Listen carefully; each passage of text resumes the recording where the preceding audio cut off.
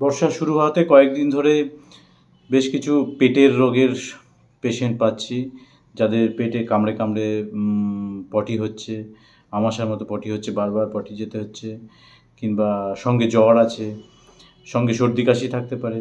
সর্দি কাশি, নাক থেকে জল পড়া, চোখ থেকে জল পড়া, কিংবা পেটের সমস্যা, কিংবা দুটোই একসাথে, এই ধরনের সঙ্গে জ্বর, এই ধরনের কেসে বা এই ধরনের কম্বিনেশন কয়েকদিন ধরে খুব আসছে।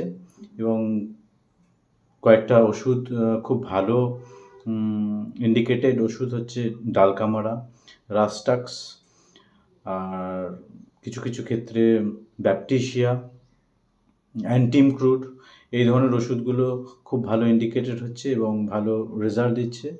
আরেকটা জিনিস মনে রাখবেন যে এই সময়, বর্ষার সময়, জল থেকে ইনফেকশন প্রচুর পরিমাণে ছড়ায়, এই জন্য পেটে ইনফেকশন হয় এবং টাইফয়েড জাতীয় ইনফেকশনের প্রকোপ বেশি দেখা যায়। এই জন্য বাড়িতে জল সবাই ফুটিয়ে ঠান্ডা করে খাওয়ার চেষ্টা করবেন। যারা ওই বড় বড় ট্যাঙ্ক, জলের ট্যাঙ্ক ভাড়া মানে কিনে নিয়ে আসেন, জল কিনে নিয়ে এসে খান, তারা কিন্তু জানেন না জলগুলো কতটা পরিশোধিত, ফলে জলগুলো সম্ভবত ফুটিয়ে ঠান্ডা করে খাবেন। এবং যারা সরকারি সাপ্লাইয়ের জল খান, অনেক সময় বর্ষার সময় কন্টামিনেশন হয়, পাইপলাইনে অনেক রকম কন্টামিনেশন হয়, তার জন্য পেটের রোগ প্রচুর পরিমাণে হয়।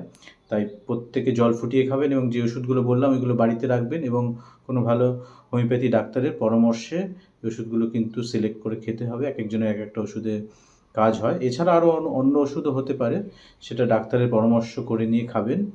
সবাই সুস্থ থাকুন, ভালো থাকুন।